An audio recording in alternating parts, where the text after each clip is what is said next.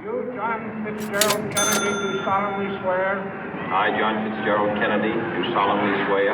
That you will faithfully execute the office of President of the United States. That I will faithfully execute the office of President of the United States. And will, to the best of your ability.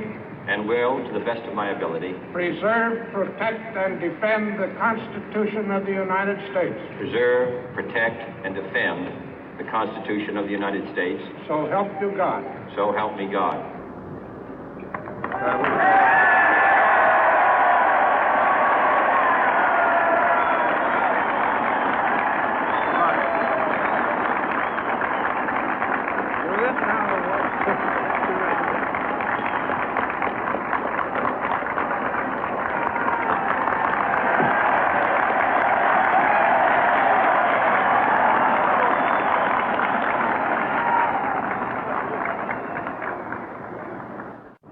Vice President Johnson, Mr. Speaker, Mr. Chief Justice, President Eisenhower, Vice President Nixon, President Truman, Reverend clergy, fellow citizens. We observe today not a victory of party, but a celebration of freedom, symbolizing an end as well as a beginning, signifying renewal as well as change. For I have sworn before you and Almighty God the same solemn oath our forebears prescribed nearly a century and 3/4 ago. The world is very different now, for man holds in his mortal hands the power to abolish all forms of human poverty and all forms of human life. And yet the same revolutionary beliefs for which our forebears fought are still at issue around the globe. The belief that the rights of man come not from the generosity of the state, but from the hand of God. We dare not forget today that we are the heirs of that first revolution. Let the word go forth from this time and place to friend and foe alike that the torch has been passed to a new generation of Americans born in this century, tempered by war, disciplined by a hard and bitter peace, proud of our ancient heritage, and unwilling to witness or permit the slow undoing of those human rights to which this nation has always been committed and to which we are committed today at home and around the world.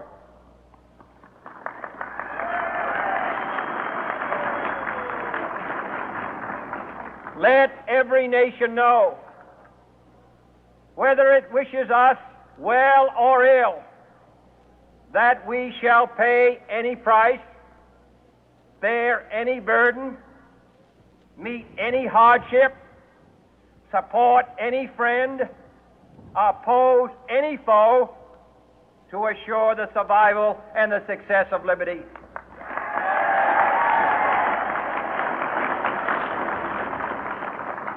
This much we pledge and more. To those old allies whose cultural and spiritual origins we share, we pledge the loyalty of faithful friends. United, there is little we cannot do in a host of cooperative ventures. Divided, there is little we can do, for we dare not meet a powerful challenge at odds and split asunder. To those new states whom we welcome to the ranks of the free, we pledge our word that one form of colonial control shall not have passed away, merely to be replaced by a far more iron tyranny. We shall not always expect to find them supporting our view, but we shall always hope to find them strongly supporting their own freedom, and to remember that in the past, those who foolishly sought power by riding the back of the tiger ended up inside.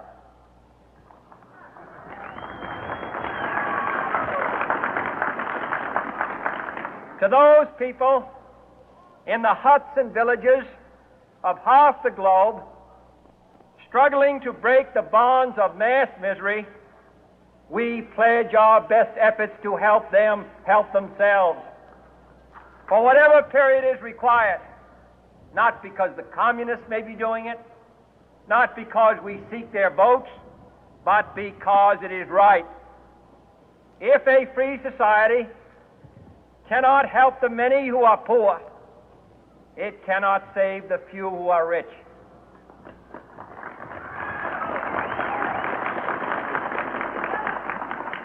To our sister republics south of our border, we offer a special pledge to convert our good words into good deeds, in a new alliance for progress, to assist free men and free governments in casting off the chains of poverty. But this peaceful revolution of hope cannot become the prey of hostile powers. Let all our neighbors know that we shall join with them to oppose aggression or subversion anywhere in the Americas. And let every other power know that this hemisphere intends to remain the master of its own house.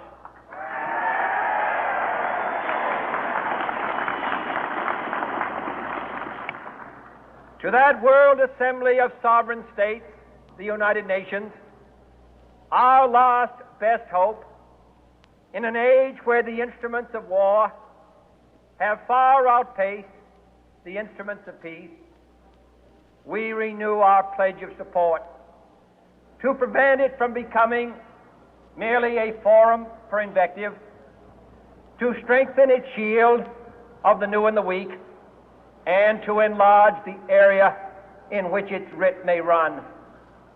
Finally, to those nations who would make themselves our adversary, we offer not a pledge, but a request that both sides begin anew the quest for peace. Before the dark powers of destruction, unleashed by science, engulf all humanity in planned or accidental self-destruction, we dare not tempt them with weakness, for only when our arms are sufficient beyond doubt can we be certain beyond doubt that they will never be employed. But neither can two great and powerful groups of nations take comfort from our present course, both sides overburdened by the cost of modern weapons, both rightly alarmed by the steady spread of the deadly atom, yet both racing to alter that uncertain balance of terror that stays the hand of mankind's final war. So let us begin anew, remembering on both sides that civility is not a sign of weakness, and sincerity is always subject to proof. Let us never negotiate out of fear, but let us never fear to negotiate.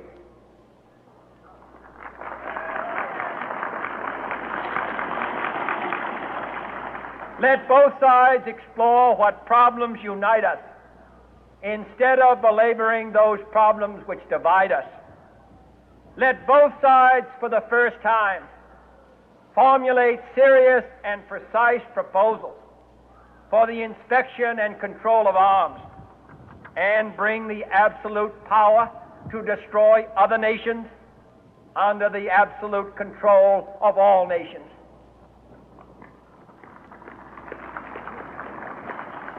Let both sides seek to invoke the wonders of science instead of its terrors. Together, let us explore the stars, conquer the deserts, eradicate disease, tap the ocean depth, and encourage the arts and commerce. Let both sides unite to heed in all corners of the earth the command of Isaiah to undo the heavy burden and let the oppressed go free. And if a beachhead of cooperation may push back the jungle of suspicion, let both sides join in creating a new endeavor, not a new balance of power, but a new world of law, where the strong are just and the weak secure and the peace preserved.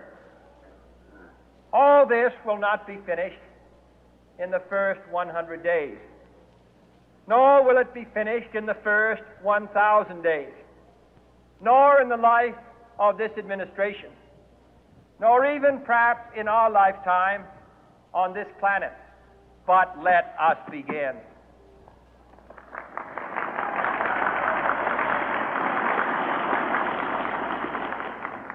In your hands, my fellow citizens, more than mine, will rest the final success or failure of our course.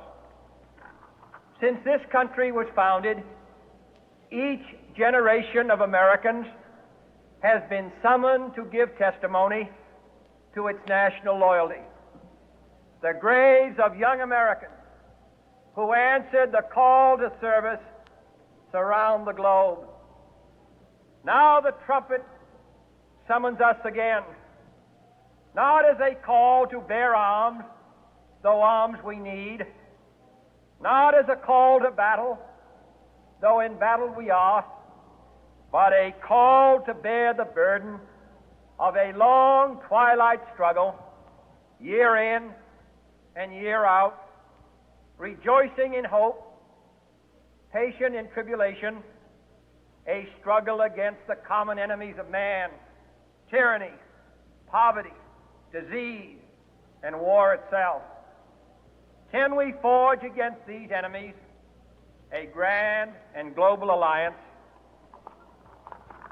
north and south, east and west, that can assure a more fruitful life for all mankind?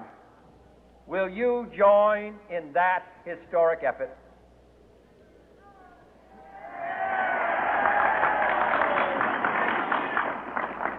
In the long history of the world, only a few generations have been granted the role of defending freedom in its hour of maximum danger.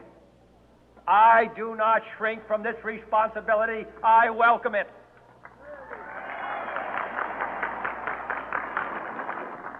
I do not believe that any of us would exchange places with any other people or any other generation. The energy, the faith, the devotion which we bring to this endeavor will light our country and all who serve it. And the glow from that fire can truly light the world. And so, my fellow Americans, ask not what your country can do for you. Ask what you can do for your country.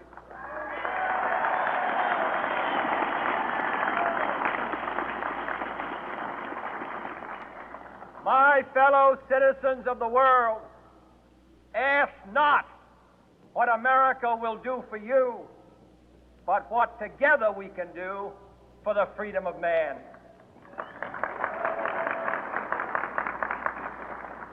Finally, whether you are citizens of America or citizens of the world, ask of us here the same high standards of strength and sacrifice which we ask of you. With a good conscience, our only sure reward, with history the final judge of our deeds, let us go forth to lead the land we love, asking His blessing and His help, but knowing that here on earth God's work must truly be our own.